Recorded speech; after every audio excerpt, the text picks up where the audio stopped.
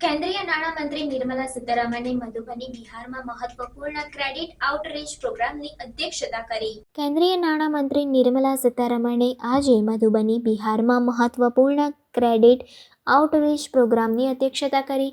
આ કાર્યક્રમનો હેતુ આર્થિક સમાવેશને વધારવો અને પ્રદેશના આર્થિક વિકાસને ટેકો આપવાનો હતો. કાર્યક્રમ દરમિયાન સીતારમણે 50,294 લાભાર્થીઓને ₹1,121 કરોડના લોન વિતરણ કર્યા, જેનાથી નાના વ્યવસાયો, ખેડૂતો અને ઉદ્યોગકારોને ટેકો આપવા માટે સરકારની પ્રતિબદ્ધતાને ભારપૂર્વક દર્શાવવામાં આવ્યું. આ કાર્યક્રમમાં 70 વર્ષ અને તેથી વધુ વયના વરિષ્ઠ નાગરિકોને આયુષ્યમાન ભારત પ્રધાનમંત્રી જન આરોગ્ય યોજના કાર્ડનું વિતરણ પણ કરવામાં આવ્યું, જે વરિષ્ઠ નાગરિકોને આરોગ્ય સંભાળની સુવિધા સુનિશ્ચિત કરે છે.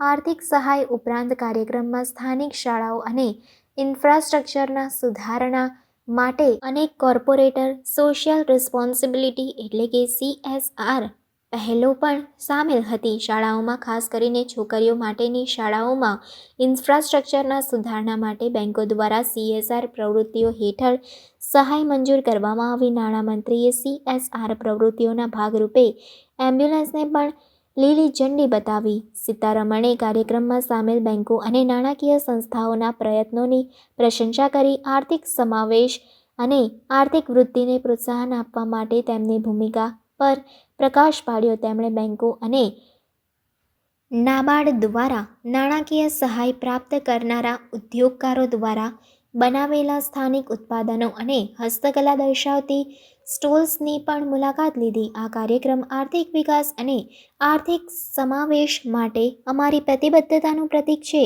લોન અને CSR પહેલો સ્થાનિક સમુદાયને જરૂરી ટેકો પૂરો પાડશે, જે તેમને ફળવા અને સમૃદ્ધ થવામાં મદદ કરશે, સીતારમણે જણાવ્યું.